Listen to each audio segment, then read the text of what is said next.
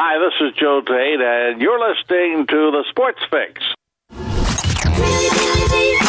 Sports Fix listeners, do you tweet? So do we. So tweet with us 24/7 at the Sports Fix CLE.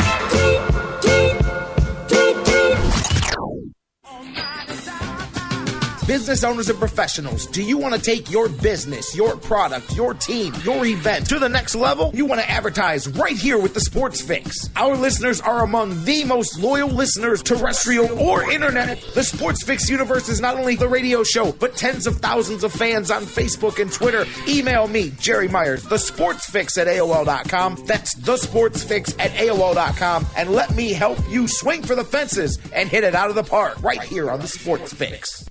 Portions of the Sports Fix brought to you by Fantasy Jocks. Looking to upgrade your league trophy? Check out fantasyjocks.com for championship belts, rings, trophies, and more. Live in Ohio, it's time to get your fix. The Sports Fix.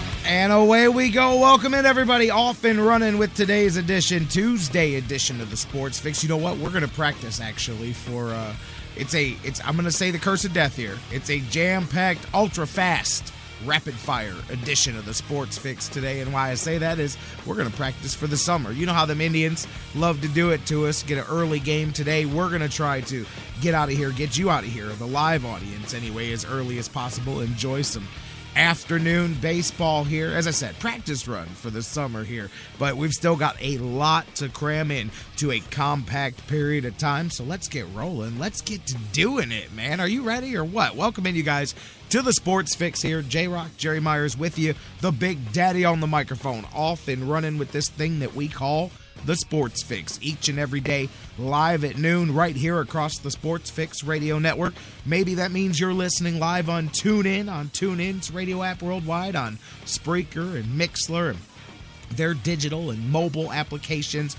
Many of you listen right on our home base, thesportsfix.net, a great place to not only listen to the show live every day at noon, but find out everything you need, connect to everything you need, get replays and all of that stuff. Bookmark it today, thesportsfix.net as well. There are thousands of you each and every day around the world. I say it all the time. I'm some people's morning show. I'm some people's afternoon show. Some people listen to us in the evening, and we're live at all those different times around the world when people listen on sites like iHeartRadio, the world's largest internet radio provider, on iTunes. People download and subscribe to us there on Stitcher Radio, CarPlay, their different packages for you to listen to the show on all types of platforms and vehicles, all the different places that you guys enjoy it. And get your fix, baby. Thank you so much for doing it with us, and do it. Open up the phones. That's what I'm going to do, so you take advantage of it. Phones are open early. 216-539-7535. 216-539-7535. I am feeling good here this morning. The NFL free agency cracking today. A couple of hours from now, or perhaps by the time you're listening to this, floodgates have already opened. We've got a ton to get into. We're going to talk football right off the bat here. Indians fans, don't fret. Jeff Gorman from Indians101.com, he'll be with us here in a little bit. We'll pick up some baseball conversation with him as the Tribe rolls on. How about Brandon Moss? Did that put a smile on your face like it did mine? I'm just saying, it's one at bat in the spring, but it was enough to make me go, boy, things work out, But then again, with the pitching, on the other side, you go, maybe things aren't going to work out all that. But that's where the depth comes in. I saw we said this a lot. Mike Brandenberry said this, a quote very similar to this, not that long ago. But Terry Francona the other day, or was yesterday, I think it was, when he said, back in December, when you have conversations about how much pitching you have and you think you've got too much pitching, that means go get more. And we're starting to see already. I mean, hey, maybe nothing's wrong, but you've got some cause for concern with Gavin Floyd and Josh Tomlin right off the bat. That's where having all that depth pays off, and even then, you wish you had a little bit more. We're going to talk about all of that stuff. Carlos Carrasco debuted and more with Jeff Gorman. Look ahead to the next game here for the Tribe. Cavs back in action. LeBron James, 1 assist away from passing, literally, pun intended, Mark Price to become the leading assist person for the Cavaliers. He was joking, said he's not passing anymore the rest of the season because he wants to stay tied with the legend of Mark Price. But we're going to talk about all of that, Horizon League Finals tonight. A whole lot to get into, guys, so let's do it again. Phones are open, 216-539-7535. Facebook and Twitter, if you can't get to the phones, facebook.com/thesportsfix. Tweet with us at The Sports Fix CLE. Email us, thesportsfix@AOL.com. Facebook.com/The Sports Fix.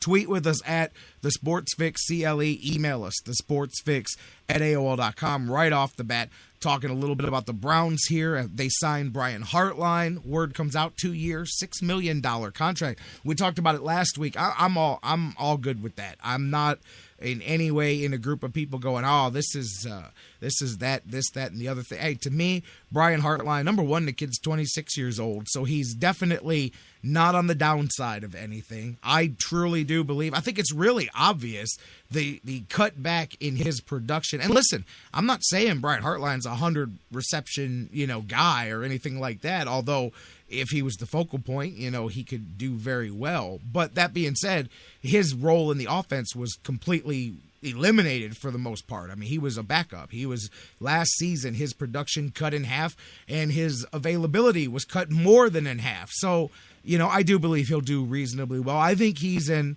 and I'm not saying this as a shot, because I like Miles Austin, and I don't have a problem at all. I really respect what Miles Austin brought for the Browns this season, especially with a lot of the unprofessionalism you hear of other people and different things that were going on.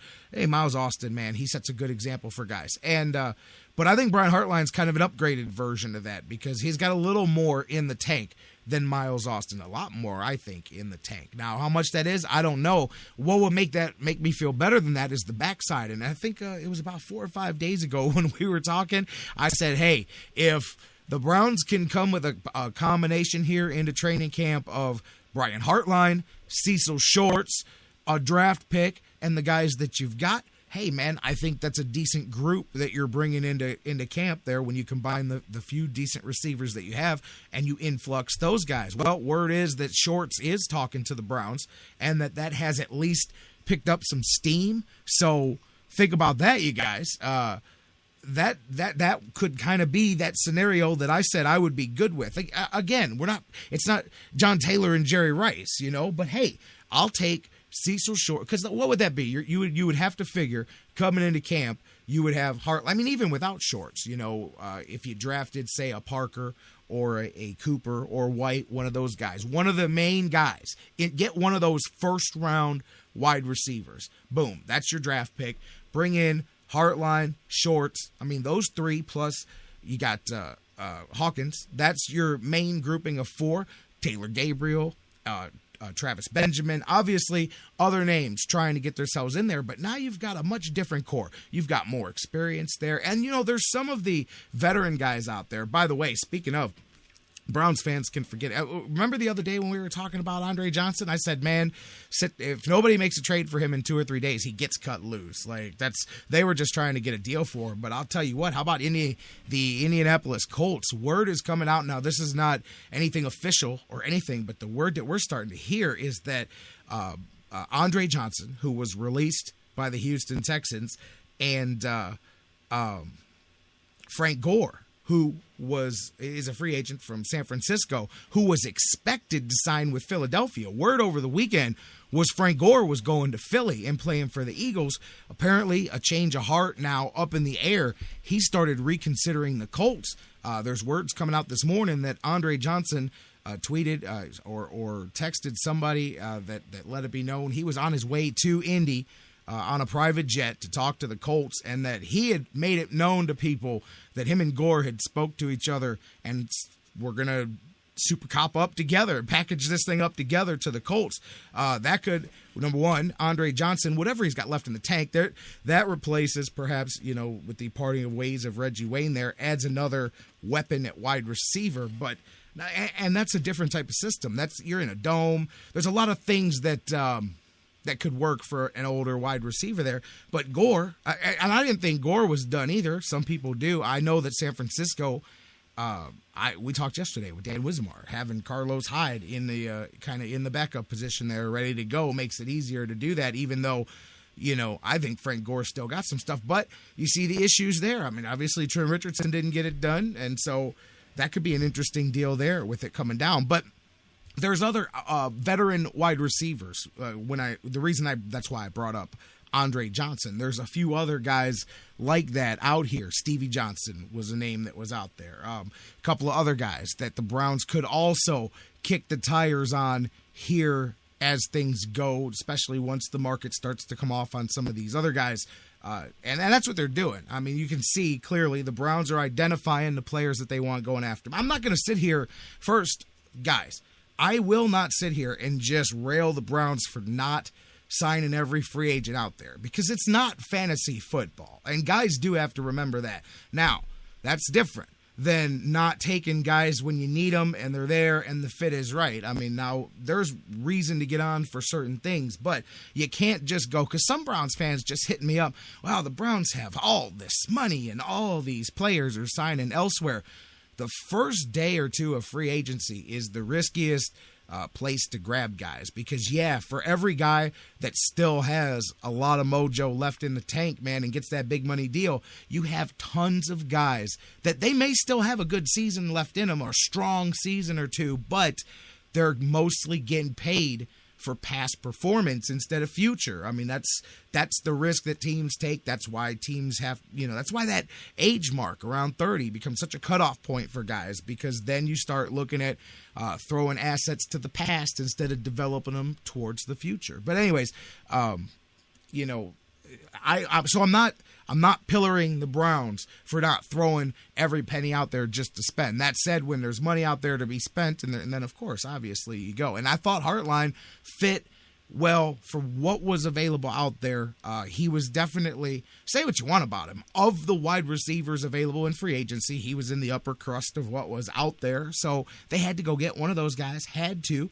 I like that. Again, I mean, even without adding anything else, you've added a veteran guy here, but a guy that can still, even if you took what he gave you last year, it still fits in. And it was a very down year for him, but it still fits very well compared to the numbers that the guys here had. He had 40 catches, about 500 yards or so.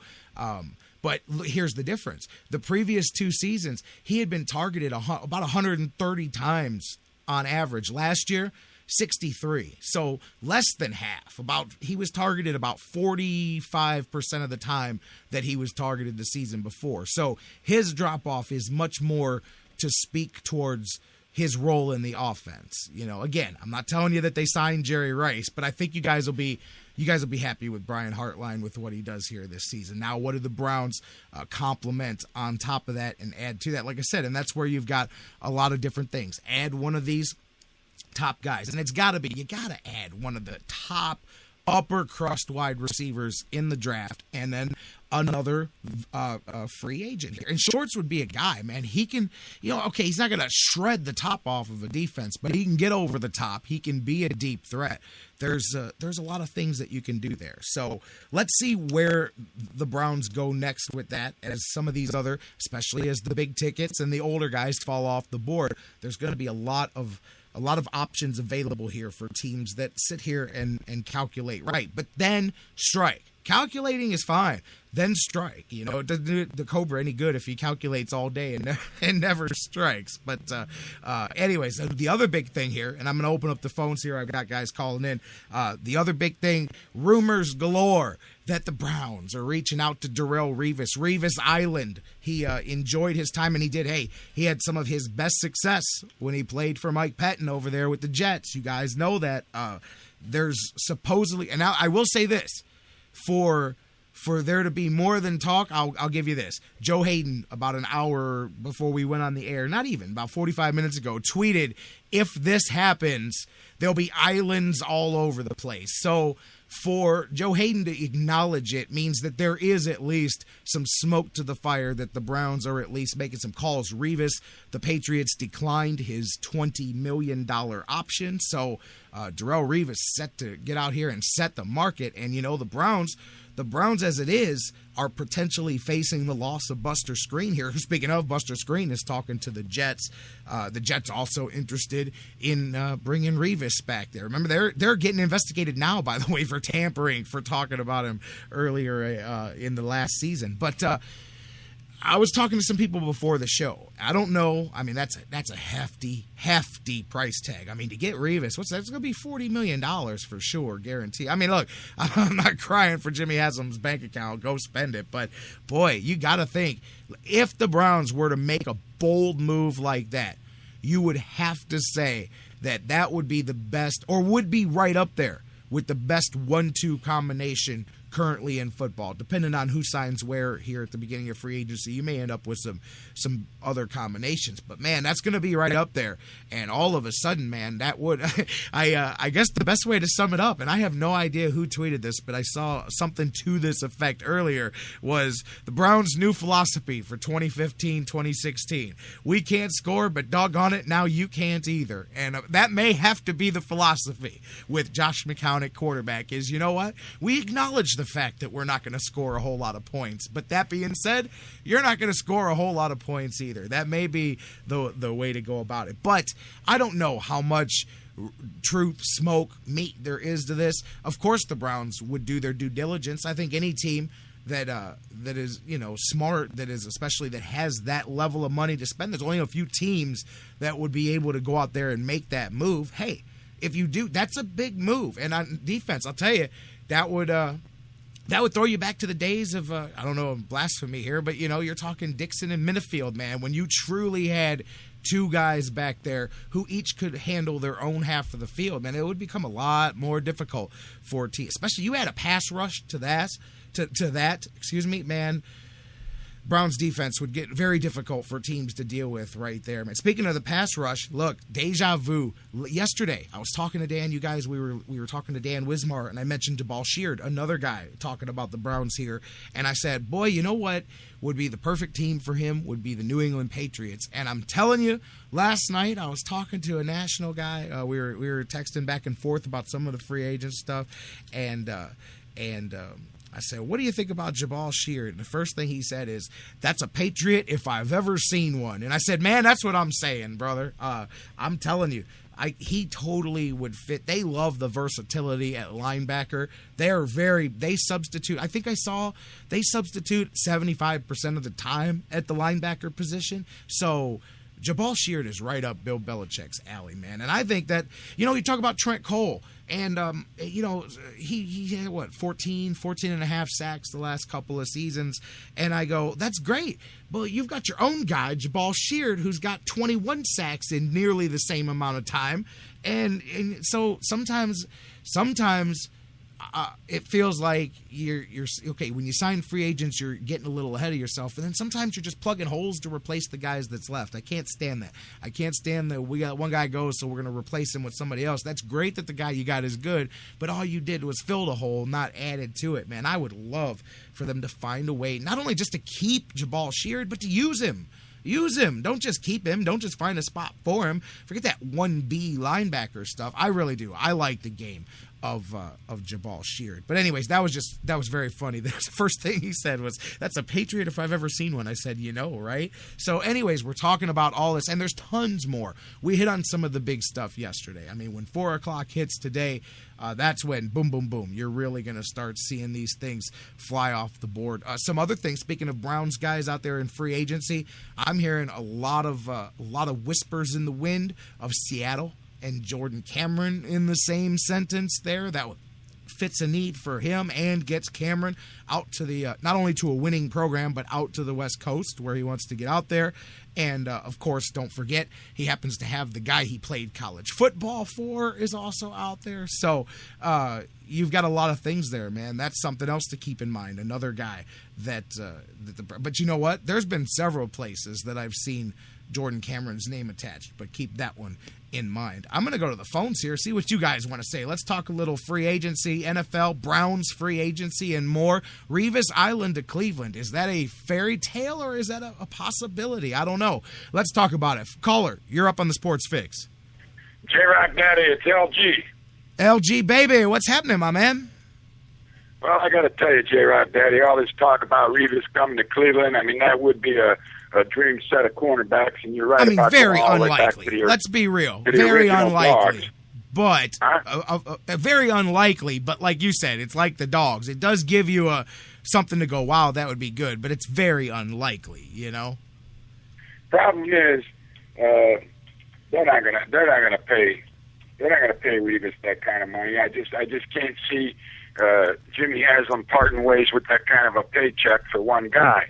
I mean, you know, it's not that. personally, It's not that, LG. I could see him paying a guy, but you've already got a guy back there making a ton of money too. That would put a whole lot of money tied up in the cornerback position. Although, to me, the counter side to that is, what does everybody say? This is a passing league now. This is a passing league. Well, if that's the case, then on defense, the place to put your money is in the defensive backfield. But that's just my opinion.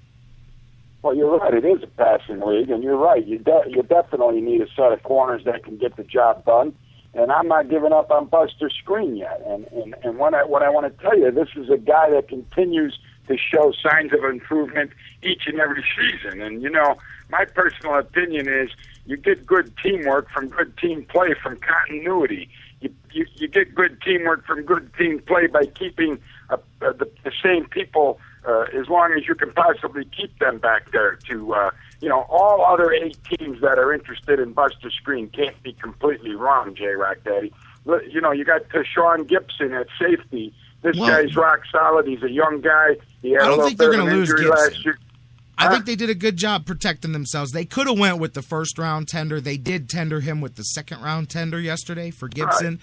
But that would mean a team would have to give up a second-round pick and make a contract. Well worth it, man. This is No. What I'm saying is they have to give up a second-round pick and negotiate a contract that the Browns won't match, and I don't think that'll happen.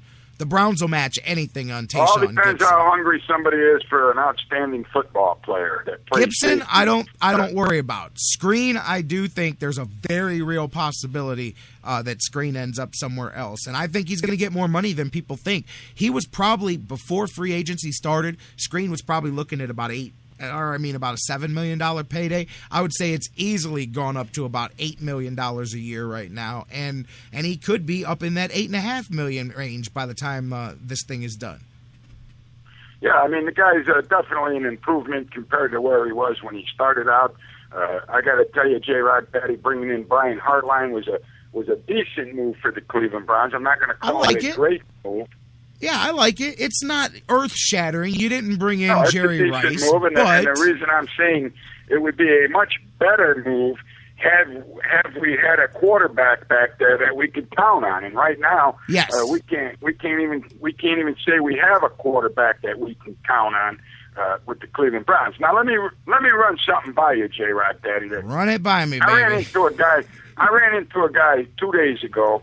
And he is a big-time Tennessee football booster. Big time. And he said... Wait, we're talking Tennessee Volunteers, right? Or is that what you're talking about? No, where Peyton Manning played football. Yeah, right. You know? Okay, University of Tennessee. Just making sure. Just making sure. Anyways, he said, you guys got Haslam. And he says, Haslam's ego will never turn the Cleveland Browns into a winner. He said, Haslam's ego practically ruined Tennessee football. So let's put it to you right there, J-Rocc Daddy. Now let's talk Haslam's ego and what's coming up this year that we haven't seen too many of these before in the history of the NFL. Is the new NFL veteran combine that's coming out, man.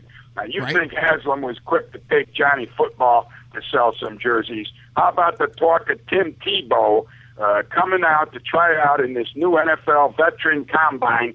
And everybody's talking about how great Tebow's accuracy on the football is. Now, I could imagine Haslam and the money signs lighting up in his eyes just thinking about taking Tim Tebow. I mean, just just throw that out there, J-Rocc. I'm not going to say it's a reality, but if Tebow's as hot with the football now coming out of his hand as everybody's giving him accolades for, I'll tell you what, I wouldn't put it past the Jimmy Haslam to. All right, LGZ, let me jump in because you and I were both. I'm with you. I was with you on Tim Tebow a few years ago. I do think that there was more that he could have done in the NFL, and I do think that I do think that some of his personal stuff was affected, and I don't mean that in a bad way. I do think that people.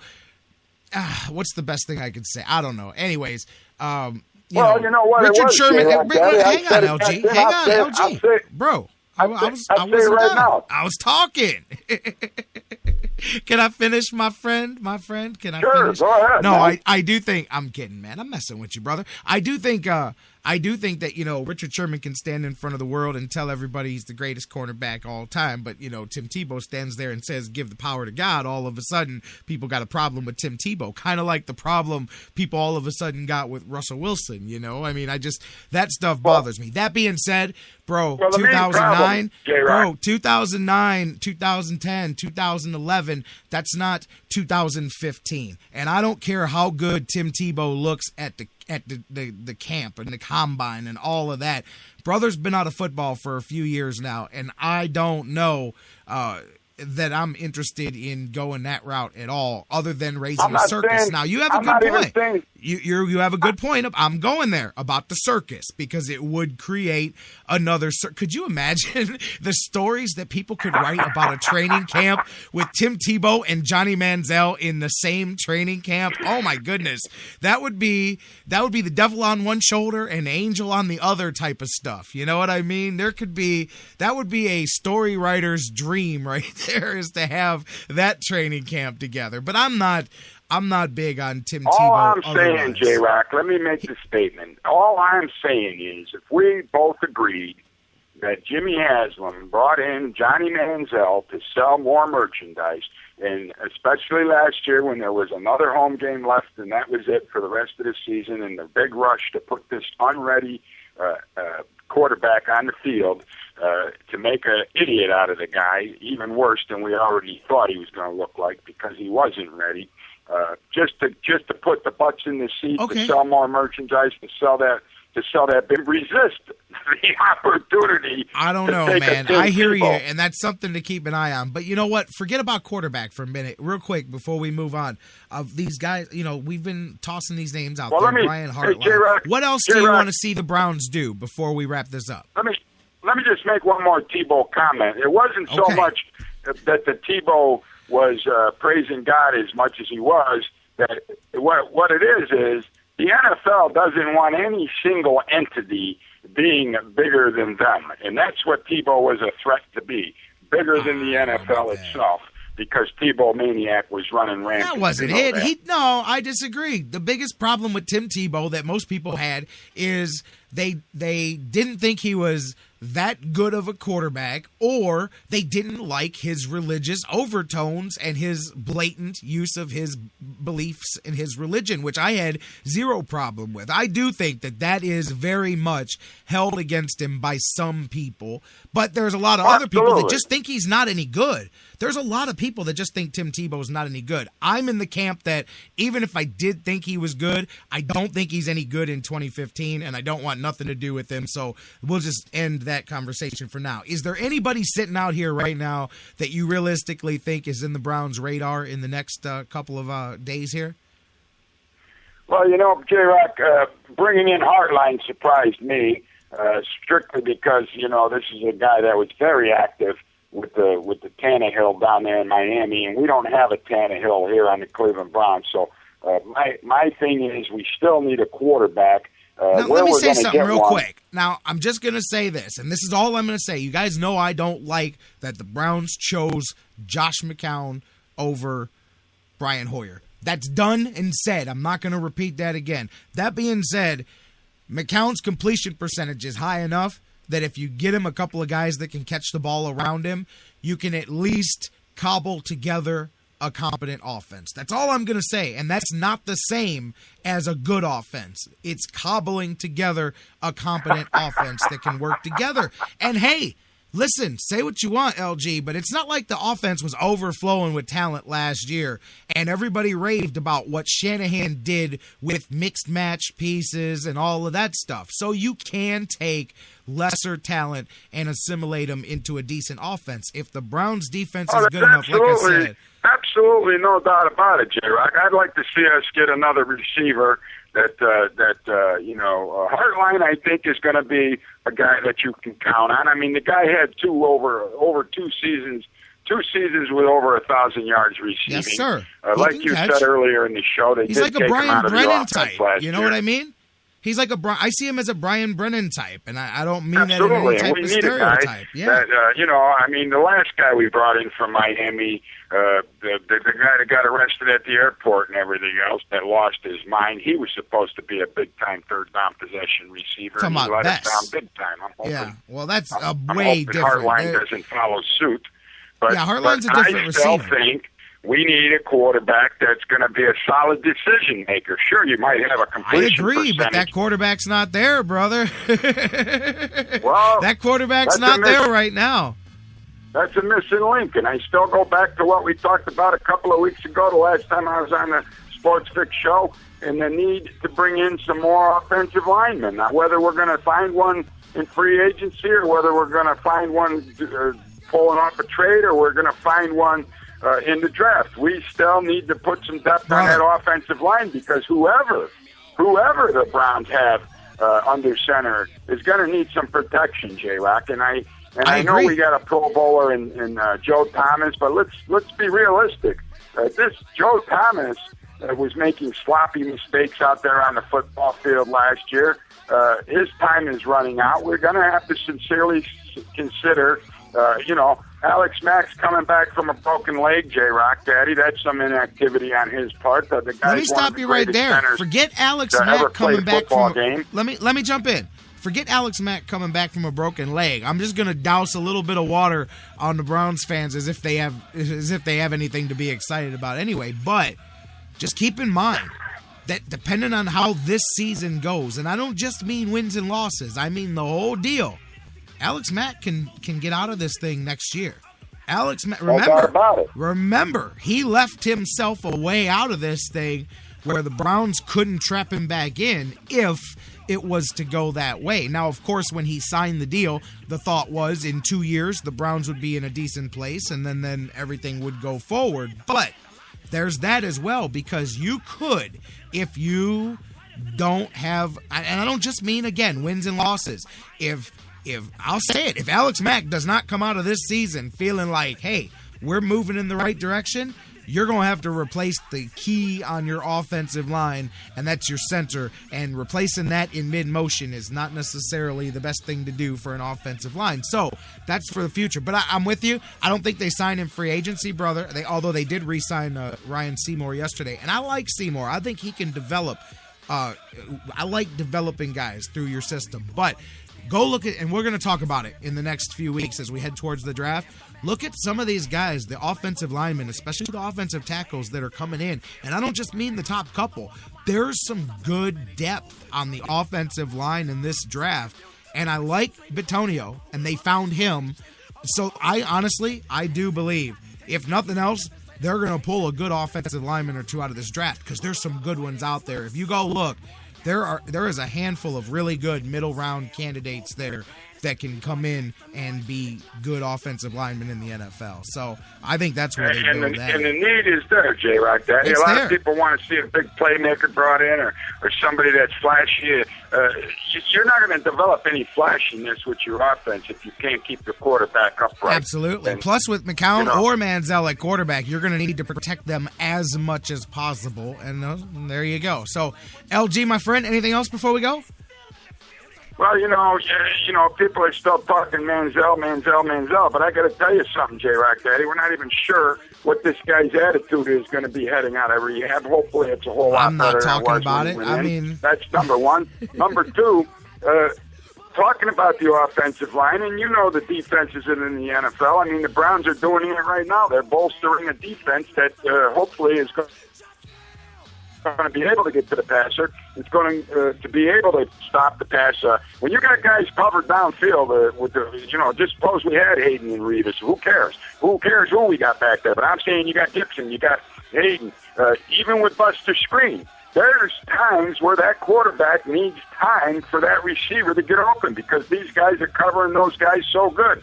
So durability is a big issue with me with Manziel. The guy took a couple hits last. I agree. LG, that's different though. We're talking free agents, man. We can't change Johnny Manziel being on the Browns roster. No, but I'm saying I don't really see that big offensive. Like we talked before, you're not going to find a guy offensive lineman that's going to come in on a free agency because these guys are a commodity that people aren't letting go That's of. why they got to draft them. That's why you have to draft and develop. You have to. I've always said that, man. Free agency, man. I mean, with this Cleveland Browns football team and some of the surprises that we saw last season, who knows what they're going to do when the 4 o'clock hour hits today. I mean, we might be surprised. We might see a Revis signing. I would be shocked, to tell you the truth.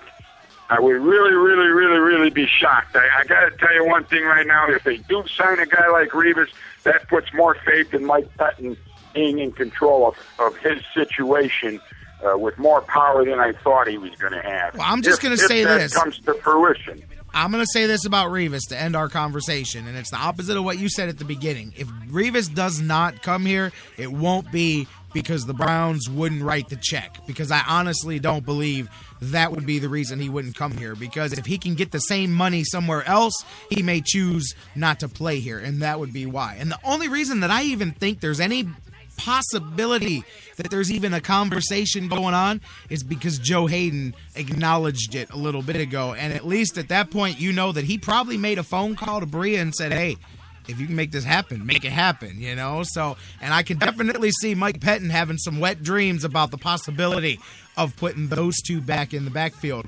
And all of a sudden, your pass rush looks a lot better when you've got two cornerbacks of that quality back there shutting guys down. But again, I think it's a pipe dream. Without a doubt, but we could see, brother, we may be on here tomorrow going, hey, you know what? The Browns said we can't make our offense better, but we can damn sure make our defense better, and that may be what they do. LG, my man, I got to keep it moving. All right, brother, you take care. Have a great show. I'll talk to you soon. You too. Excellent phone call, my man, LG. All right, guys, let's take a break. When we come back, we're going to shift gears, talk some baseball. Man, Indians are playing in just about a half an hour here. Let's keep this thing moving, baby. We'll talk some Tribe with Jeff Gorman from Indians101.com. Coming up next, we'll talk Brandon Moss. My man, I'm telling you, he could be the key to this offense, putting things together this season. Just a tantalizing taste yesterday of him being at full health. That would be very, very nice to see. Anyways, Carrasco started for the first time yesterday. We'll talk about that, Tomlin and Floyd and more when we come back. Jeff Gorman, Indians101.com, coming up next after the news here on The Fix.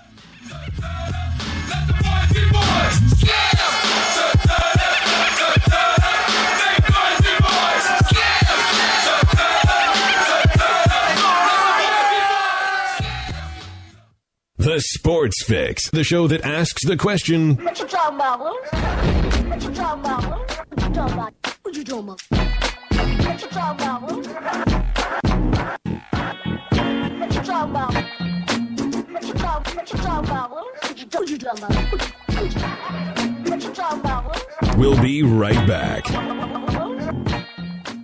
Hey guys, before we go to the break, I want to talk to you a little bit again about our good friends at Harry Buffalo North Olmsted, the UFC, the Ultimate Fighting Championships, some of the hottest fights in the world today. Each and every one of their huge events. Harry Buffalo is one of the few places in Northeast Ohio you can go there and watch each and every UFC fight at the Harry Buffalo. And let me tell you, I've been there. The people are out the door. They are to the rafters. It is one of the craziest environments for some UFC fights. Wing Mondays, they've got great deals on wings and drinks, and every day of the week there's a different special, a different deal. And don't forget the Bison Burger, the unbelievable. It is the combination of a fantastic burger and eating healthy combined into one unbelievable sandwich. You have got to get a Bison Burger while you're there. So whatever you're looking for, whatever day of the week, Monday through Friday, Saturday, Sundays, there's something for you at the Harry Buffalo North Olmsted, just outside Great Northern Mall. Check them out today. Harry Buffalo, join the herd. Hello, Cleveland. This is WWE Hall of Famer Mick Foley, and you are listening to the Sports Fix. Yeah.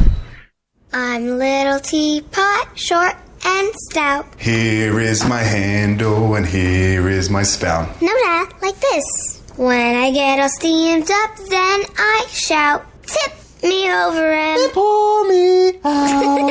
This is WWE superstar Roman Reigns. The smallest moments can have the biggest impact on a child's life. Take time to be a dad today. Visit fatherhood.gov. Brought to you by the U.S. Department of Health and Human Services and the Ad Council. Fantasy sports lovers, you put so much time, hard work, and effort into playing week to week that it quickly stops being a fantasy and starts getting real. And when the smoke clears, you want to show off those victories with a real prize. I mean, a really real prize. Nobody does that like Fantasy Jocks. The crew over at Fantasy Jocks have beautiful, high-quality, and heavy-duty championship belts, rings, trophies, and so much more for all your fantasy sports needs. There's literally only one place to go. FantasyJocks.com. Whether it's an oil change or a new set of tires, Quick Lane at Valley Ford Truck has you covered for your car care needs. They're your neighborhood quick service experts. They also offer a low price tire guarantee. Choose from 13 brands, and if you find the same tires at a lower price within 30 days, Quick Lane at Valley Ford will refund the difference. 5715 Canal Road, right under the 480 bridge in Valley View. Come see why life is better in the Quick Lane. QuickLane.com/Valley Ford Truck. Portions of the Sports Fix brought to you by Harry Buffalo. Harry Buffalo, join the herd. News break. Good morning, I'm Kevin Winter. Let the madness begin, and I'm not even talking about a college basketball either. This afternoon at 4 p.m., the new league year opens in the National Football League and the official start of free agency. This time, unlike over the weekend, teams actually can sign players. Biggest fish in the market, likely gone, in Ndamukong Suh, headed to Miami for $114 million, $60 guaranteed. That now leaves Darrelle Revis as the top free agent if he makes it that far. New England doesn't pick up his $20 million option. That means if the two sides can't get a deal done, Revis is a free agent. ESPN's Adam Schefter. Whether he'd rather go back to the defending champions for what I believe will be less money, or whether he would rather go to the team that drafted him, New York, for more money. It's a two-horse race, Patriots and Jets, according to Shefty, and Shefty says you know what you're getting with both teams. The team that doesn't win the Revis sweepstakes also out on Plan B. Veteran Kerry Williams goes to Seattle. Adam Captain says 3 years, $18 million. 3 tickets punched to the NCAA tournament last night. Wofford, Northeastern, and Manhattan all going dancing. Sports Center is brought to you by TrueCar. If you're in the market for a new car and want to have an amazing new experience buying it, you need to check out TrueCar. Save time, save money, and never overpay. Download the TrueCar app today. You're listening to the Sports Fix.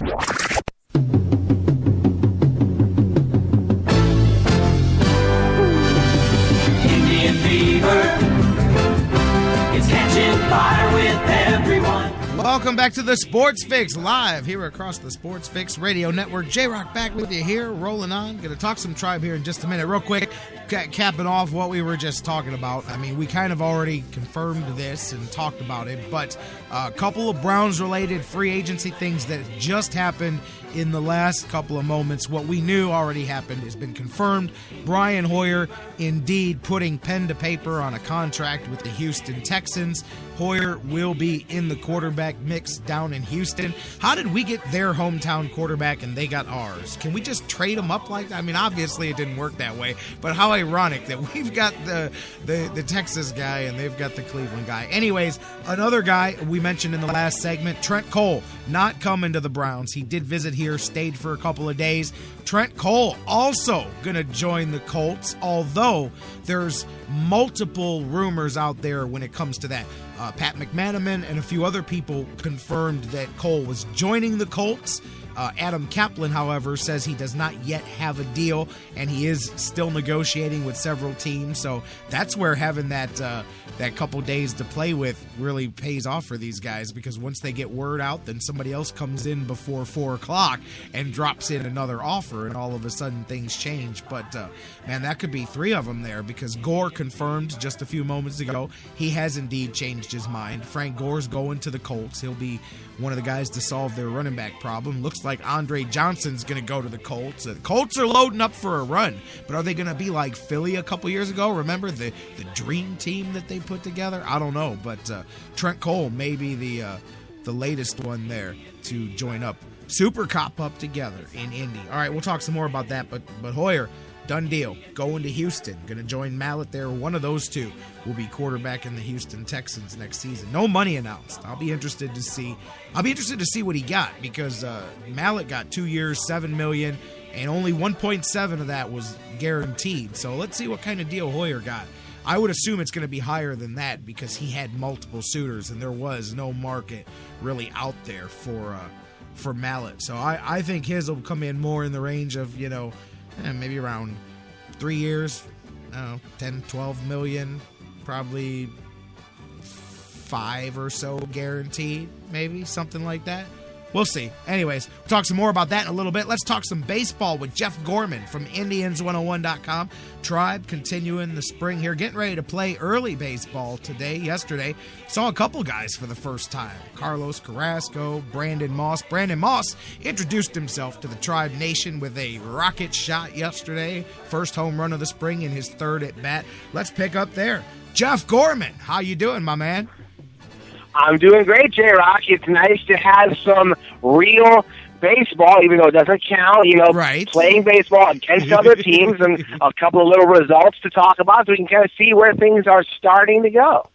Yeah, absolutely, and we'll start right with that there. Those two guys making their debuts yesterday, and again, look, I'm not trying to do cartwheels here and talk about hitting a home run in spring training or whatever, but, just another encouraging step when it comes to Brandon Moss. Number 1, that he came back faster than people thought. Number 2, that he's holding up so far to his initial workload better. And then now, first time facing live pitching, puts bat to the ball, and you saw a little bit of everything. A strikeout, worked off the rust. 3rd time up, boom, nails his first home run of the spring. And right off the bat, you get an idea for, if Brandon Moss is right, what dynamic he's going to bring to the heart of the Indians. Well, it's going to make the entire lineup better. To have somebody that you can put in the number 4 spot, a guy who really should be in the number 4 spot. Well, you have other guys like, Carlos Santana. He probably would be better suited at number 5. And, of course, you don't want Brantley in there. You want Brantley a little bit higher to get him a little more at-bats. So Moss, he'd be the perfect guy to be as that core power hitter. You can put him right in there, and then everybody else can play a little bit more of their role, and it makes the entire lineup better. This is what the Indians need. Hopefully, Moss will stay healthy, do well. He'll provide this, but that's what was missing last year. Was some guy with some good pop in the middle of the order, and David Murphy and Ryan Rayburn last year weren't able to provide that, and maybe Brandon Moss might be the guy to do it. Right, absolutely. You look at what he did in the first half, and I know, the second half counts too, but there was clearly a big drop-off there. You could say the same thing for our guy, Chisenhall, things like that, but with him having the injury that he did, I do put a little more credence to that, man, and if he can come close to that performance, it was nearly 270. I think he was hitting, about 268, somewhere in that range in the first half of last season, had the 21 home runs, and that you don't need to double that out and project that out. I mean, you just, that pace right there in the middle of this lineup, it would really give the Indians that pop that they have not had on a consistent. I mean, that's another guy that swing of the bat can put it out of there, man. And I'm very encouraged. We still got a lot of steps to go. Obviously, next, he'll work his way up to playing back-to-back games, and you've got to make sure that he can hold up to that. And little by little, you'll pass milestones here, but a very encouraging first appearance there for him. Good to see everything going well, because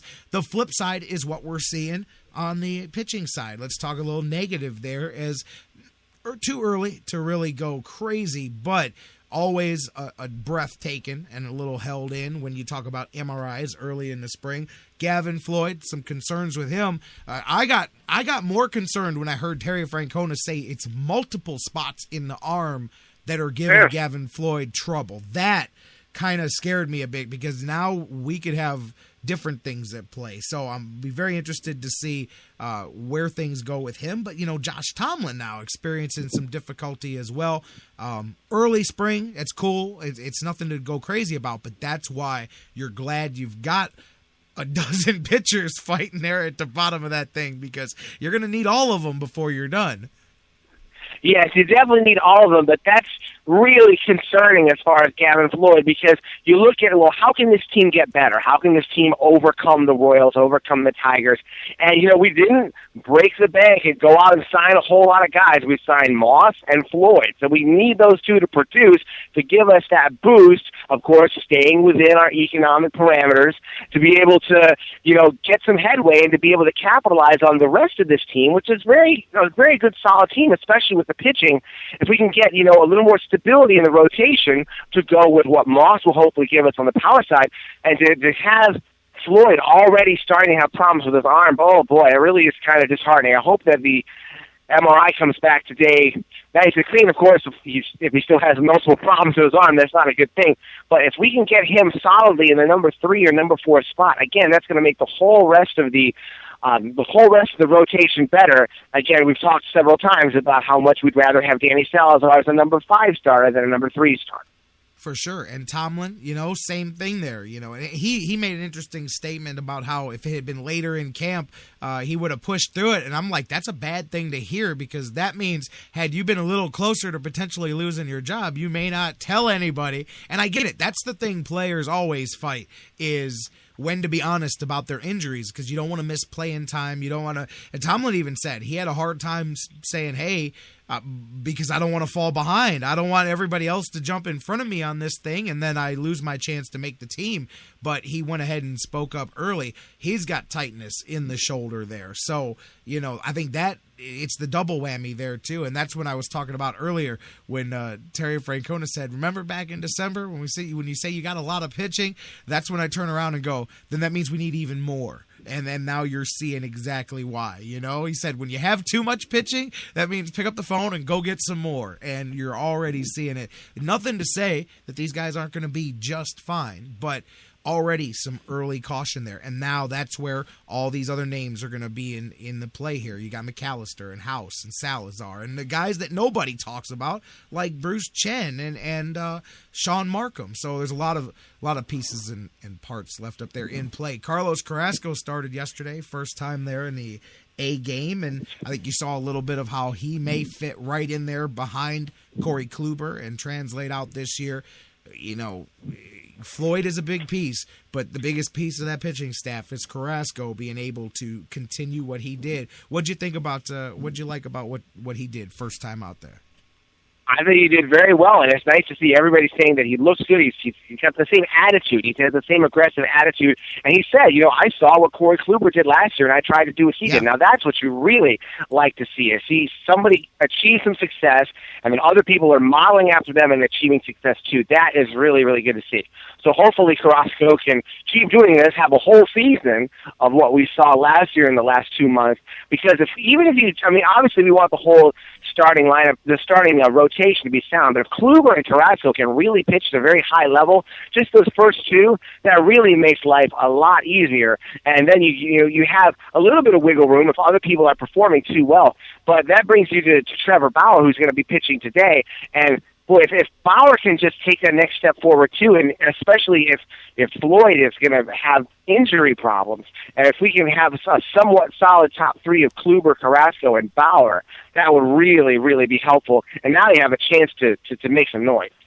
Right, absolutely. You see Carrasco too you can see him working on that curve a little bit there, but he threw 32 pitches, 23 of them over for strikes. So, early on, it's a good sign there. You want to see him continue to be aggressive. I know he got nipped when he threw the changeup there, but an encouraging first start for him. And it's not about the results. It's about, what happens. And by the way, Yan Gomes showing a little bit. Yan Gomes, I believe, am I right? Is it 3 out of 4 that he's nailed, because I didn't see a stat. I've just been trying to keep track in my head. He's either nailed 3 out of 4 or 3 out of 5 guys that have tried to run on him so far in spring training. But Yan Gomes isn't playing around, and he also had that double yesterday, showing a little bit at the bat too. He's going to be big. I like seeing that because, you know, we talked about his slow start last year too. You'd love to see him be aggressive, hit the ground running right off the bat at the start of the season this year, man. But I don't know if you know off the top of your head, but I know he's nailed at least 3 runners so far in the early part of spring. Yeah, I don't know the stats for sure on that, but yeah, he's, you know, that would really be great to see him start off quickly because, you know, his struggles, especially defensively last year, really, you know, kind of contributed to the team being in a bit of a hole.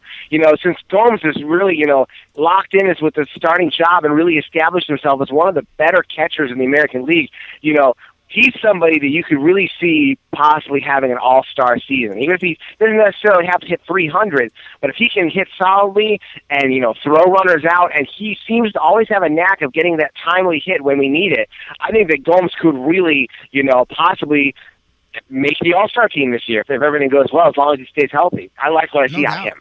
Well, yeah, Mike and I, Brandenberry, we were talking last week, you know, and they had a great article on didthetribewinlastnight.com about that depth with Perez backing up Gomes there, and you got a really good situation there over at the catcher position, man.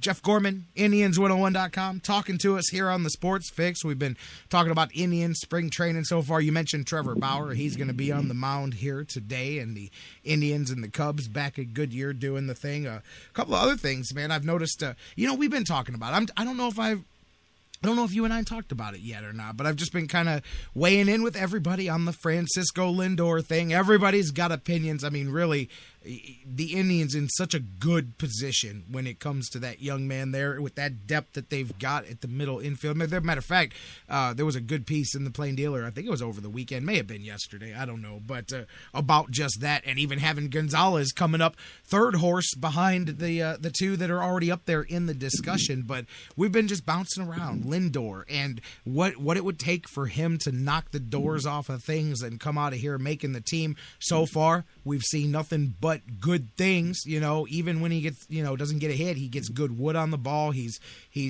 shown some good things. What are your thoughts early on, man? I love where the Indians are, and I mean, if he can force them to put him on the roster from the get-go, more power to him. But I still think that he's better served to wait until a little bit later on in this season, get a couple of months more AAA at-bats and a little bit more before you come up. But where are you at so far on Lindor?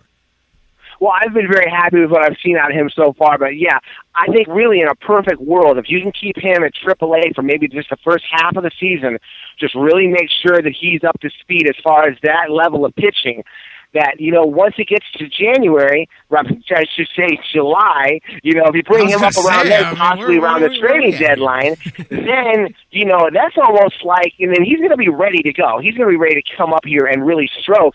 And that's almost like getting somebody at the trading deadline, like trading for someone, although you're just getting someone from your own minor league. Because, you know, we're going to be in a dogfight with somebody, hopefully, unless we're, you know, way out ahead, which would also be great.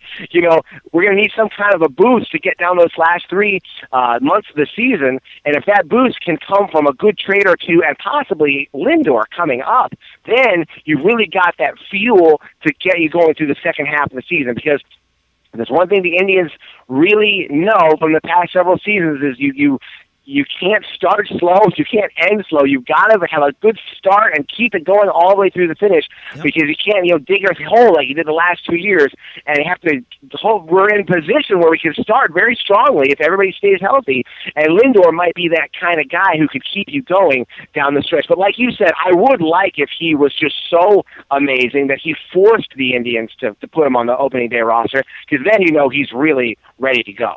Right, absolutely. You know, I mean, if he can do, and that's what you want. You want competition at these positions. You want. I know the Browns say that, but then they go out and sign a quarterback that's less than the one they had. But the Indians you actually want competition at each position, because all that can do is give you the best guy. You know, and I know. And I shouldn't even say this because I don't mean this in any bad way, but you and I know, coming from our sports entertainment background, where I'm going with this. This is part of the reality of the Indians package is if you don't bring them up now, there's some box office value to bringing him up later in the season too. And I don't mean just because you need to sell tickets, but that energy that comes with the debut of a much heralded guy, the ticket boost, the buzz in the ballpark. If you're in the middle of a pennant race, if you're in the middle of the dog days of summer and you need that extra boom, bringing up a guy who's now ready to come in, not just on the field, but in the stands and at the ticket booth, could give you that push coming down the stretch. And I know you don't make the decision because of that. But if he doesn't make the team, that's your silver lining as you go, hey, man, there's some tangible value to bringing him up later in the year. Now I think, and I wanted to clarify that, because a cheap team, which I'm not saying anything like that, they would look at it that way. I'm looking at it as if he doesn't make it, hey, man, there's a flip side to what he could do for the whole Indians team. Not just, hey, look, there's Lindor, but, man, there's a buzz. You know what I mean? You get that touted rookie, maybe it's a big series and you're right there in the playoffs and it's that lull of the season and maybe the Indians are having a hard time getting more than 20, 25,000 in there, I guess I'm being hopefully optimistic here, but maybe I'm looking at weekend dates. I don't know, but you know what I'm saying. But anyways, those are good problems to have. And if he can make that if he makes that point moot in spring, so be it, man. We'll talk about it. We'll see what happens with that, man. Absolutely. Something I wanted to mention just while we're talking here, and I don't know if you guys have noticed that. Oh, we mentioned Cliff Lee the other day, and he may be done. He's now looking at yet another surgery for Cliff Lee. It's been such a long. It's been such a. What has it been? It hasn't been 10 years, but it's been at least 8 since he left. It doesn't seem like it. It's been a really long time. I mean, he's played for all those other teams. He played for Philly twice, played for Seattle, played for Texas, all since he left. But kind of a full circle thing for Indians fans this week is you're looking at Cliff Lee and CeCe, and both guys going through their struggles with injuries and all of that. CeCe attempting to work his way back here with the Yankees, but you could be seeing the final breaths there, the final days of two, at least prior to Corey Kluber, the last 2 great Cleveland Indians pitchers. That's right, and both of them, especially CeCe, have so many miles on them right now that they're getting this big money. They're supposed to be the top starters for their teams, but eventually you start to run out of gas. Not from an energy standpoint, of course, but your arm just eventually can't take it anymore, and it starts to break down. And then these teams are on the hook for all this money, but they're not getting anything out of it. And as hard as it is for us to see somebody like that, like Sabathia, like Cliff Lee, go somewhere else and have all this success and all this money other places, the one good thing is we usually don't get them at the end of the season where they break down on us and cost $20 million because we simply can't afford to be paying them that $20 million. Oh, no, absolutely. I mean, look at Cliff Lee. If he doesn't pitch anymore the rest of his life, Philadelphia still owes him about $38 million. I mean, that's, we were talking about A-Rod and what the Yankees owe him. His contract, he's still owed nearly $40 million, man. And remember there was talk about the Indians maybe making some fans wanted to, and I'm like, look, if he's free, maybe we can broach this conversation. He's $20 million, son. You need to just stop talking to me about Cliff Lee right now. But CeCe, the same thing.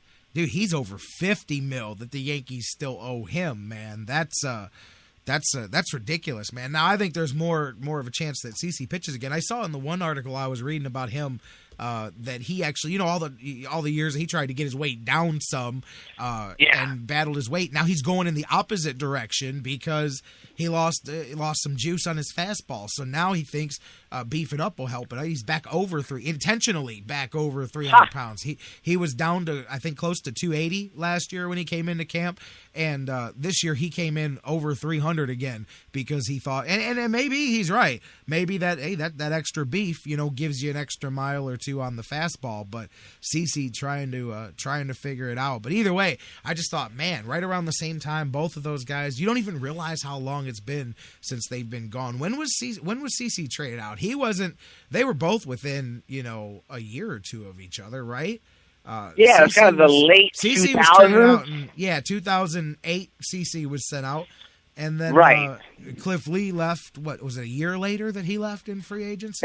Or that sounds right. Trade? No, we traded, whatever. You know what I mean. Yeah, you got to be a trade because we didn't get anybody in on that one, remember? Just now, Carlos Carrasco is starting to make that thing hopefully pay off a little bit. But finally, yes. At least with the CC trade, you got the fruits of that one in Michael Brantley beginning to show itself there. But hey, and you know what? As much as it is hard to look at the big picture when the Indians make trades like that, assuming Carrasco has a decent season, it took 7-8 years to get there. But trading both of those guys, now they're broken down, and the Indians may be reaping the rewards for those trades that they made. As frustrating it is to go, well, we're going to wait 8 years to cash this one in. But, hey, and maybe at least get something, because Carrasco, before that, there was no guarantee we get anything out of that deal. Right. As a fan, you really have to play the long game as far as these trades go. And you have really long. Extremely long. To the point where you even forget where these guys came from. What old trade did this guy come from? But, the idea is that if they can get to this point in their mid-20s, they start to hit their stride. And if maybe your own farm system can produce some really good guys like Corey Kluber and hopefully Francisco Lindor, then that's when, everything comes together and you can have possibly one of those great seasons like the Indians have put together, like Tampa Bay did a couple years ago, where they had all this great young talent, and man, they went all the way to the World Series or all the way to the, pretty far in the playoffs. So that's the way the Indians are going to do it. They're not going to get a whole bunch of expensive guys who are in their early 30s who are getting paid for what they've done. They're going to get the guys who, from those trades that are going to be the future stars. And again, it all has to come together at the same time. It's difficult, but as we've seen, it's not impossible, and that's what gives us hope. And Jeff, again, we talk about it a lot. The Indians' success in trades better than they do necessarily when they go out in free agency or whatever, or their own drafting in previous years. They've done a good job of identifying, even if it takes several years later, those prospects. Man, it's a good thing. This is not a joke that I'm making, man. Maybe the Indians win the World Series. We could have a fun drinking game. Where'd this guy come from? And you just pull out an Indians name and you go, who did we trade for this guy? And it's right. But let's trade to that guy. Right. Who did we get this guy for, You pull up a shot, and if you can't name who we traded this guy for or who we got, who'd you get this guy for? Right. Ismail Rogers. Boom. Take a shot, Anyways. Yeah. You're under the table by the fourth inning. Hey, that's one of the reasons the only reason sometimes that you don't burn the front office down, because you go, man, for the misses, for the problems, for the things that they didn't do that you want them to go do, they do come through with some of those, and you look at a Corey Kluber or Michael Brantley, and you go, all right, man, I like this. Or Yan Gomes, even better example, and you go, okay, I see how we're doing this, and that's why, fingers crossed, Ramsey, Walters. And by the way, that's something else to wrap things up, talking Tribe, that we've been mentioning, Dan, Mike, and myself, talking about Indians here in the beginning of spring training, is you've seen a lot. You mentioned Lindor. We were talking about him, giving them pause and giving them reason to say, hey, make me go down to AAA.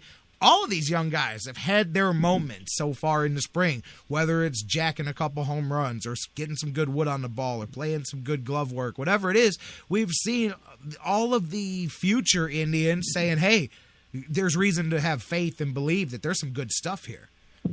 Yeah, I really like that, especially Carlos Moncrief. He had a game where he went 4 for 4, and that's something that's going to jump out in people's minds. And if they can put together a few more performances like that over the next few years, the next few weeks before, Moss and Swisher are back in the lineup full time, then, that's going to stick in their mind, and they might be the first guy called up if somebody gets hurt, and then they're ready to contribute.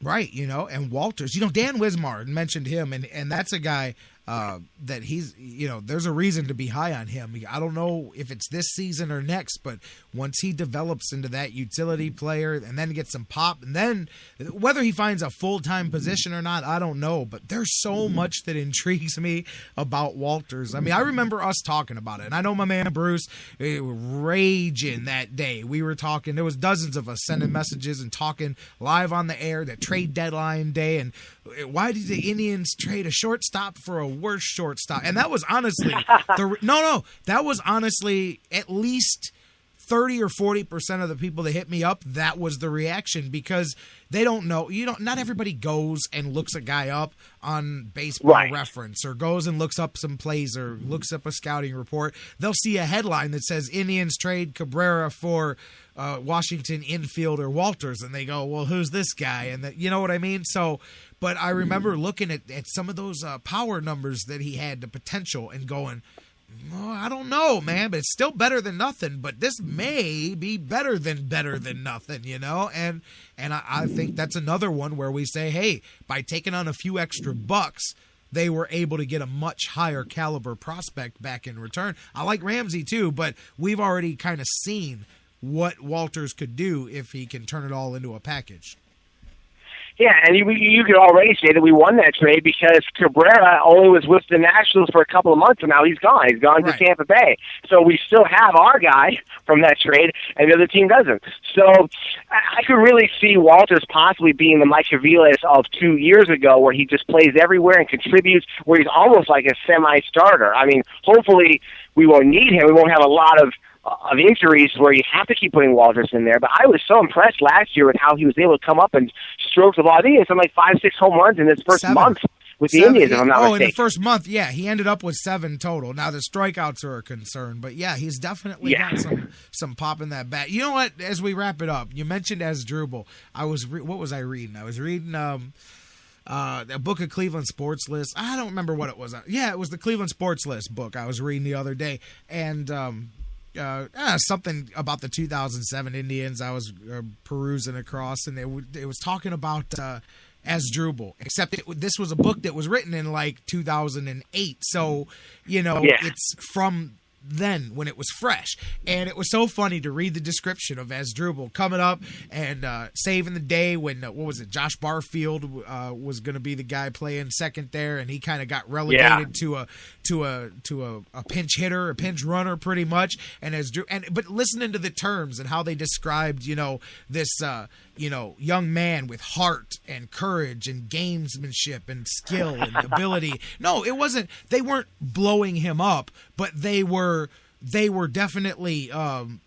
It was the description was so different than the way people talked about Asdrubal Cabrera last year before he left. You would have thought that he was the most worthless bum player ever in the history of the world to come through, and I read that and I'm like, boy, man, you got, if only people could rewind themselves. If you could only time hop everybody and take them back and show them the words that they used and go, well, weren't you saying this?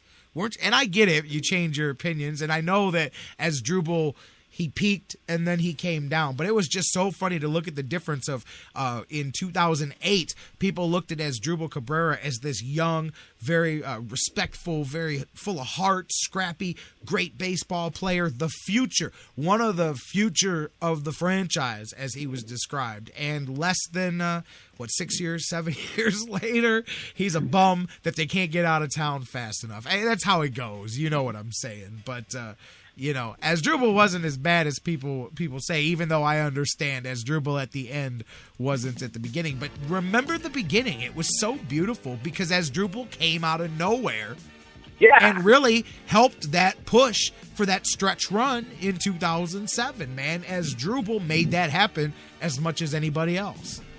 I remember he was like found money. We're like, wait, where do we get this guy? Look, he's really helping us out. I like this guy. He could be our infielder of the future. But then, and he had his moments. He had his ups and downs and stuff. But I think we eventually got out of the Asdrubal business at just the right time. Oh, no doubt. I agree with that. He's definitely, he peaked and he regressed. But it was just so funny to see how glowing people looked at him at the front end of the journey and how differently they looked at him at the back end. And he didn't do anything he didn't do any criminal acts. He didn't do anything to disgrace the town. He just started booting the baseball around a lot and put on a couple pounds and then said, you know what, we're done with him.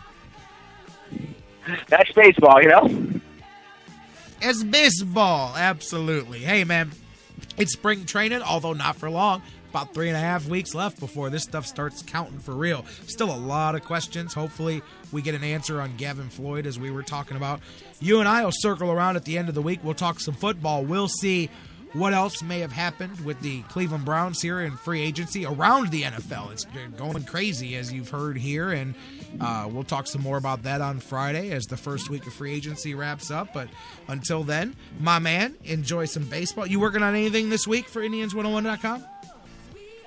Probably going to be just talking about just how the individual spring training games are going, and maybe talk a little bit about, the Floyd situation once we find out. And we should find out today about his MRI. Yeah, absolutely. All right, cool. Check that out, you guys. Indians101.com. Jeff's here every Tuesday talking Tribe. Every Friday he's talking some Browns football as well. Jeff, you have a good week. Enjoy Indians baseball, my man, and we'll catch up on Friday. Sounds good. You too, J-Rocc. Thank you very much.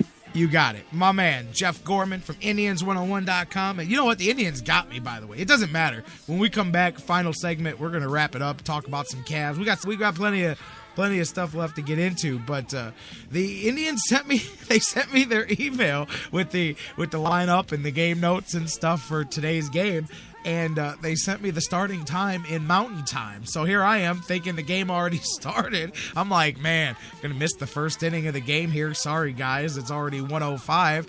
And then I noticed the little MDT next to it. They always send it in Eastern Time. And I go, oh, that game doesn't start till 4 o'clock anyway. So I guess I won't be interrupting anybody's baseball game. But it was a good baseball conversation with Jeff Gorman. You guys, we'll take a break. Final break of the show. It's still going to be a compact edition of the Sports Fix. When we come back, LeBron getting ready to pass. Ha ha ha. You like that? Getting ready to pass Mark Price. One more assist. He'll become the all-time franchise leader.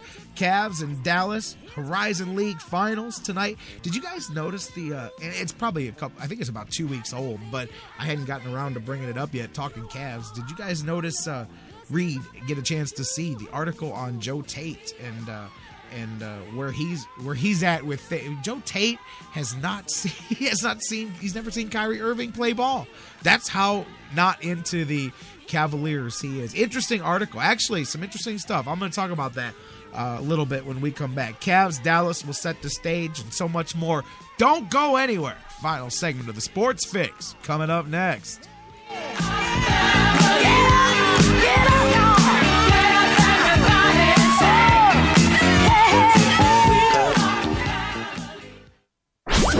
When it comes to Cleveland sports, we go from "You can't touch this" to "I can't watch this." So listen to The Fix. It's easier on the eyes. Guys, want to take just a second as we head into this break and remind you about the official business printing source of the Sports Fix, our friends at Signs and Ship. Signs and Ship, I'm telling you, Chris and Pam, they've taken care of me since day one, and they can do the same for you. Whether you're a small business that's already been established and you're looking to grow to that next level and expand your business, or perhaps you've got an idea that you just know is going to be a great business and you need to figure out how to brand it and how to promote it and put it out there, Signs and Ship is the place for you. If you need a logo, they can create one for you. They have a fantastic graphic designer. Business cards, signs, banners, yard signs, mobile advertising, anything you can think of that you need to promote your business, they've got it at Signs and Ship. The best thing about them, too, is each of their locations, whether it's the home base here in Elyria, Ohio that I work with, or their spots in Virginia, Florida, and Pennsylvania, it's all local sourced. Very important to me because we all understand that small business is the lifeblood of the community. So check them out, signsandship.com, or call Chris and Pam today, 440-323-6060, the home office in Elyria, Ohio. Signs and Ship, quality printing at affordable prices. Portions of the Sports Fix brought to you by Fantasy Jocks. Looking to upgrade your league trophy? Check out fantasyjocks.com for championship belts, rings, trophies, and more. Fantasy sports lovers, you put so much time, hard work, and effort into playing week to week that it quickly stops being a fantasy and starts getting real. Real time spent making real decisions, creating real victory. I'm the greatest man in the world! And when the smoke clears, you want to show off those victories with a real prize. I mean, a really real prize. Yeah. Nobody does that like Fantasy Jocks. The crew over at Fantasy Jocks have beautiful, high-quality, and heavy-duty championship belts, rings, trophies, and so much more for all your fantasy sports needs. The trophy's 12 feet high, and it is glorious. Football, baseball, hoops, you name it, they have it. Plus, they have awesome draft kits and party supplies to make all your preseason activities the envy of everyone. If your league needs a ring, belt, or trophy, or you want to upgrade what you already have, there's literally only one place to go. If you're going to be a fantasy jock, do it right. It's mine, the most magnificent belt ever created, and it's mine. With America's fantasy sports superstore, fantasyjocks.com. What's your fantasy? Sports Fix listeners, like us on Facebook today. Facebook.com/The Sports Fix. Hey, everybody. Listen up. Listen up, guys. Hey, guys. Listen up. No one should ever hit a woman. Not their wife, not their girlfriend, not their date. No woman should have to fear violence. Especially not from someone they know and trust. But that's the reality for too many women. We have to change it. It's up to each of us, because even one is too many. Violence against women hurts all of us. Growing up, I was ashamed and afraid of my father when he abused my mom. The worst abuse of power is when a man raises his hand to hurt a woman. We all have to take responsibility. So if you see someone threatening a woman, step up, speak out, and get help. Dating violence hurts all of us. So step up and help end it. Because one is too many. One is too many. One is too many. One is too many. End the violence. Because it's wrong. Because one is too many. Hey, this is Antoine Jameson, and you listen to the Sports Fix. Oh my God, it's him. Crank it, Jerry.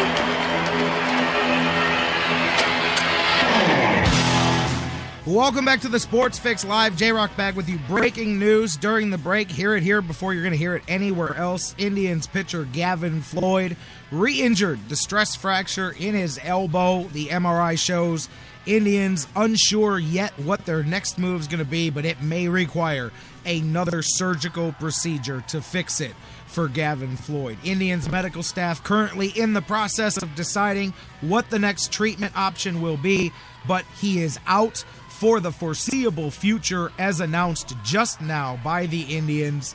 His time frame for return will depend on the surgery and or any other course of treatment. He initially suffered the stress fracture in the elbow last June, pitching for the Atlanta Braves when he pitched his last appearance June 19th. He had his surgery on June 25th. Indians again confirming Gavin Floyd has re-injured the stress fracture of his elbow, the one that ended his season last year, and he may need another surgical option here. The Indians say he is out for now and for much of the foreseeable future. So just as we were talking about it, we get the update here from the Indians, and it is the worst news possible as far as that particular situation for Gavin Floyd, as that now really changes the mix of things for the Indians here going forward. Is now everybody's going to, now instead of that battle for 5, now that same grouping is battling for 2 roster spots here, and that's definitely going to change things here. That depth we talked about, a whole lot of permutations to this. Tomorrow, we'll get on it even more. Dan Wismar will be here with us the rest of this week. We'll be on it. But again, for those of you tuning in live, breaking news. Indians announced Gavin Floyd re-injured his surgically repaired elbow, and he may need another surgery. He is out for the foreseeable future. Bad news for Gavin Floyd, and hopefully the Indians can, whatever it's going to be, hopefully it can get moving in that direction as soon as possible for the tribe and all of that. But meanwhile, next man up for the Indians, and now that battle becomes even more important because now, you know, that was one of the two. We were just talking about it with Jeff in the last segment. That was one of the 2 guys you went and got, and just like that, bam. Changes the course of things, guys. All right, we'll get more on that tomorrow, and we'll talk more about this Indians game that they lied to me and said was at 1 o'clock. It's actually at 4 o'clock. That's fine. That's all good. But we will is still under warranty. LG. Everybody's a comedian over there in the chat room. No, I think the warranty is no good on that one, but we'll see what happens. Anyways, as you get ready for the Tribe game, Browns free agency going on. We'll talk more about that tomorrow. Cavaliers game. We'll have a Cavs game to discuss tomorrow as the Cavaliers talking about Dallas, Western Conference teams. You got a couple of good ones coming up the next two for the Cavaliers here. Cavs 40-25 as they head down to Dallas, the American Airlines Arena. Dallas is 41-24. These two teams practically identical records. And, you got all the subplots in it, obviously. You got Dirk, you got the Mavericks, LeBron from when he wasn't in Cleveland. And remember Cavs for Mavs and all that? It's not everybody wants to bring that up now, but not everybody wants to bring that up now. But, Cavs for Mavs was a thing. Anyways, this is LeBron's first game against Dallas since he's come back to the Cavs. So we'll see what happens with that one, as that's just one little subplot. Really means absolutely nothing except for the drama of the game. Dirk Nowitzki's been in a bit of a tough stretch for the Mavericks here, averaging only 12 points a game over his last dozen. Monte Ellis as well doing the same thing here, although he broke loose in the game against the Lakers for Dallas the other day. Dallas lost 4 of 5 before that, scoring 89 or less 3 times in that streak. That's going to be the key for the Cavs, is to keep Dallas off the board, obviously, and off the boards and rebounds. You're going to have to win that battle. Dallas, though, averaging a hefty 104, almost 105 points a game. So Cavaliers defense is going to be in for a test. That's a veteran championship-tested team over there. Another great test for the Cavaliers here. They got some rest after that 4-5 stretch, and now they get to go test themselves against a couple more of the best of the West here. Dallas next one up, and we'll see what happens here. Dallas at home, 21-10 on the season. Cavaliers have upped their road record to 500. They're 16-16 away from the queue here. LeBron leading the Cavs at 26 a night. Monte Ellis leads Dallas 19 points a game. This should be a good one here. If the Cavaliers can control the boards and not turn the ball over, I think they can come away with a win. But like I said, this is one where that playoff testing for Dallas is going to matter, because that's the key, is not making the mistakes down the stretch. When you play teams like that on the road, you can learn things from them. And I'm not talking about LeBron. I'm talking about the younger guys on the Cavs that haven't been in these situations. I know these aren't playoff games. So what I'm going to say, don't take it the wrong way. It's not like, treat it like a playoff game. I know these aren't playoff games, but for guys like Tristan and Kyrie and for everybody that hasn't been to the dance, which is all the young guys and the few that were on the Cavs last year, for those guys, even games like this, it's not a true playoff intensity playoff game, but being on the road, especially late, and being down, and all of these things you can pull from that's what the Cavs got to be pulling from these games, besides just wins and losses, man. There's so much more than just the play of the game here, because you're really trying to super soak in as much of that experience as you can on these guys before they're inundated with it in the playoffs. Because once you hit it running, that's it. So even little bit, I know, like I said, I know it's not a playoff game, but even if it's a little circumstance that come the playoffs, you can be in the huddle. Hey, remember Dallas being down 3 with 10 seconds left on the road, whatever. I'm just making stuff up. But point being is there's lessons to be learned, things to be taught in this final month of the season. This will be a really good start of a test here for the Cavaliers here. Is Cleveland, Dallas tonight. One of the best in the East, one of the best in the West, and of course, this is not the only test coming up for the Cavs. We talked about it. This stretch continues to show some tests. You failed, even though I really liked the way you played against Houston. The final score says you failed. You bounced back with a good success against Toronto. That was a resounding win. Then you failed against Atlanta. You bounced back and had good success against Phoenix, and even though you stumbled late in that one. Now, Dallas, San Antonio on the road.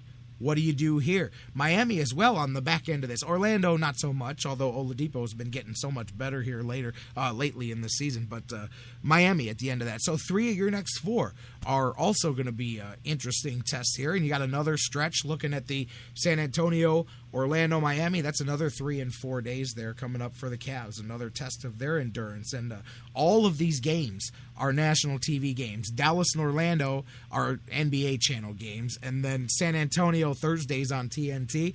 And Miami on Monday is the national ESPN game next Monday. So a lot of national exposure and a lot of tough challenges here in the next 4 games for the Cavs. And even after that, you come back home. You've got back-to-back with Brooklyn and Indiana. Not exactly, waltzing with Cinderella there. Then you go back on the road for 3 more with Milwaukee, Memphis, and Brooklyn. I mean, these are all teams in those either playoff-made conversations or fighting for playoff spot conversations, and they're all on the road. I mean, it's 7 of 9 coming up here on the road for the Cavs before you hit April, and then even then you've got a little bit of a break at the back end of it, but not so much. You're still in April going to have Miami, Chicago.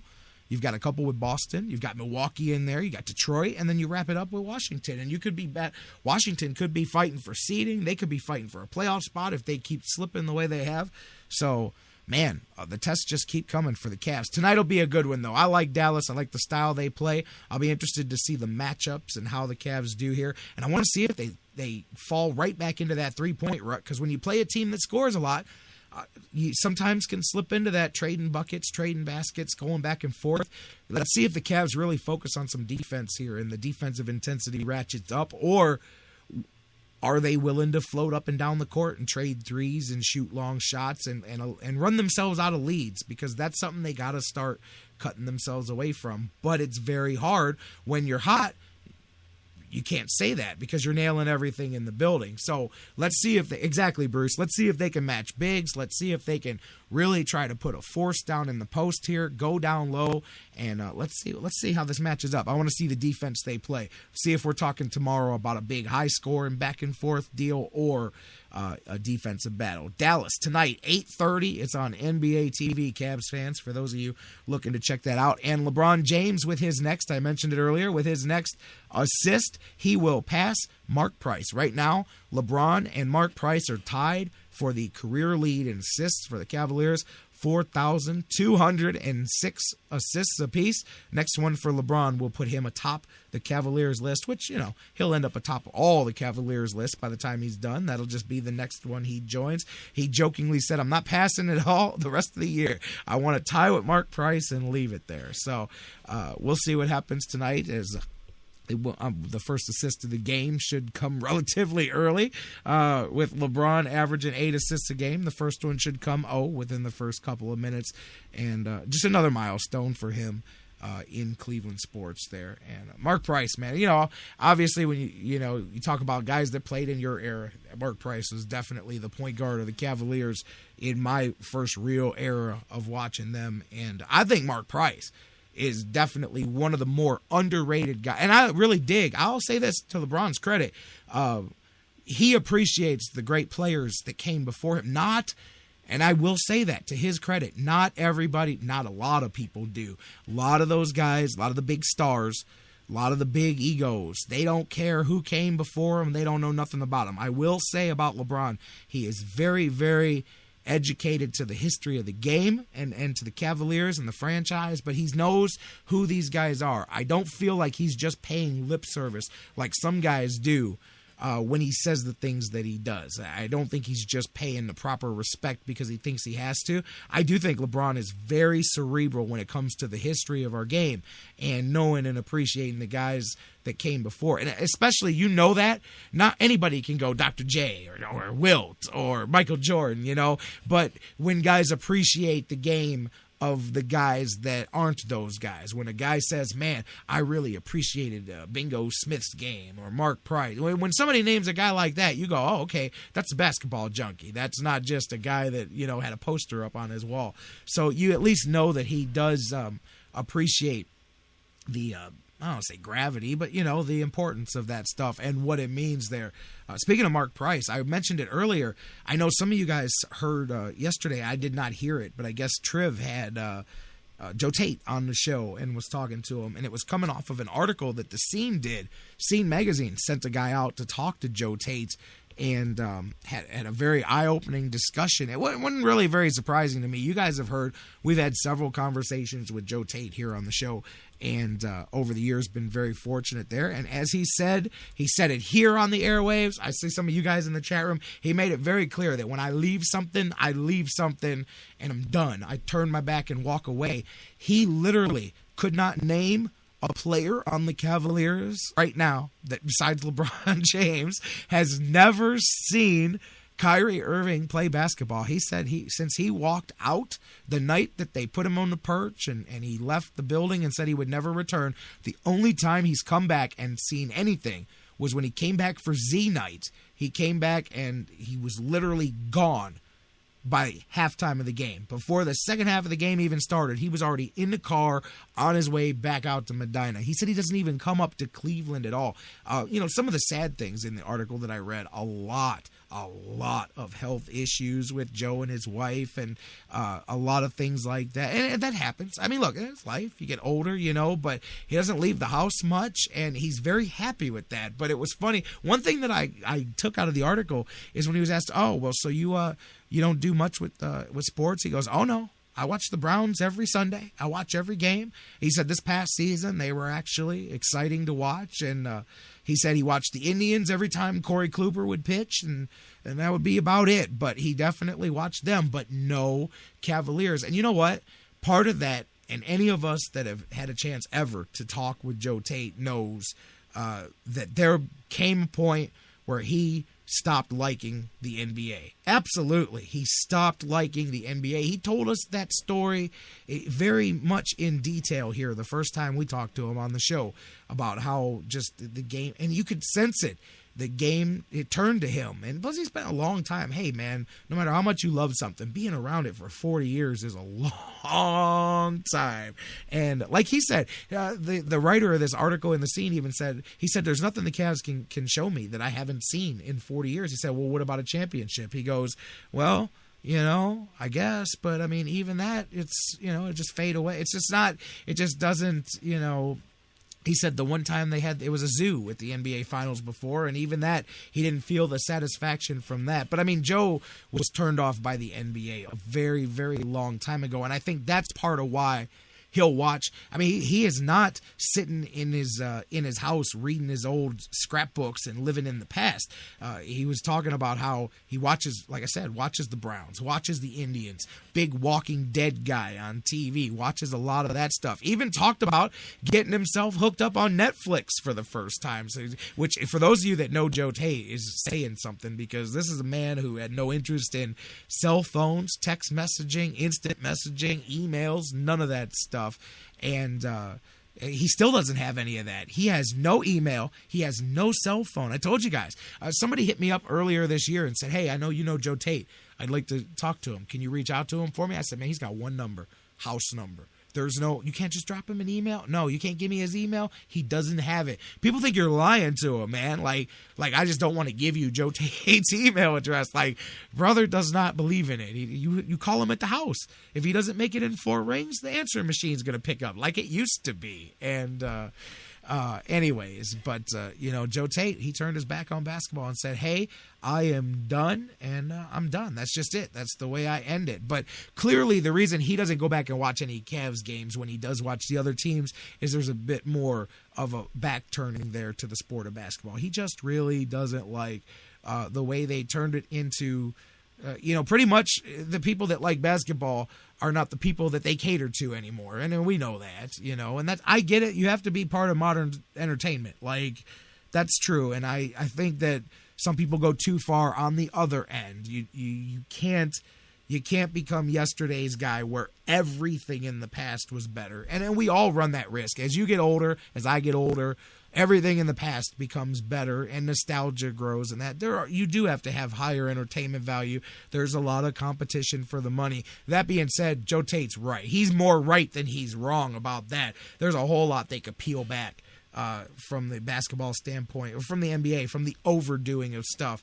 But they want to cater the people that are there that have no interest in what the diff is. They're only there to watch the Moondog guy and to watch the teddy bear. No, not the teddy bears anymore. To watch the Cavaliers girls. They used to be the teddy bears, and they do all the other stuff. So it is what it is. But I guess he was on. That was what made me bring it up. Was somebody said, "Hey, did you hear Joe Tait on Triv yesterday?" I said no, but the scene caught up with him a couple of weeks ago. And there's also the overtones of Alzheimer's as well in his relationship with him and his wife. It's life. Look, it's life, man. It's what happens. But it's a statement to hear him say we're fading slowly into oblivion. I don't know what you expected.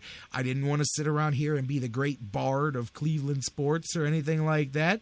And we're just sitting here slowly fading away, and I've always talked about, and, I think with a guy like Joe Tait, what a memory of things you've seen and stories in your head. And even if he's not interested in telling them, anytime you deal with, whether it's, Parkinson's, Alzheimer's, any of that kind of stuff, anything that deals with mental degeneration where you start to lose the memory and all of that, you lose yourself. And I always think that is just that's like the scariest. I know people say, "Oh, well, I wouldn't want this to happen, that to happen." To me, that's one of the scariest things that could happen to you. There's a lot. That's probably not a fair statement, but to me, that's a pretty frightening thing, is to end up where you don't even know where you are by the end of it. And that's not just about Joe Tait. That's just in general. Something about that, man. That's one that I wish they. Because you got to think, the body can heal itself. I'm going off in a tangent now, but the body can heal itself. They learn so many ways. There's got to be a way to tap into regrowing those proteins or whatever it is in the brain. Because I've seen so many, not just athletes, I've seen so many people, family members, friends, people that it's just, you can see the lights are on, but nobody's home. And it's literally like it's gone. And then, I don't know. I just think it's such a sad thing, especially when you've had 80 years. And I don't mean Joe Tait. I'm talking about Joe's grandma. And I don't mean Joe Tait's grandma. I mean Joe Schmo's grandma. I mean, he got 80, 90 years of life and memories and all of that, and you can't access any of it. It's been taken away from you. You got to think that they can tap into how to use those, I don't know, man, find those tau proteins or whatever it is, and maybe with all of this concussion testing, all these different things that they do, they'll eventually be able to tap. You got to think that.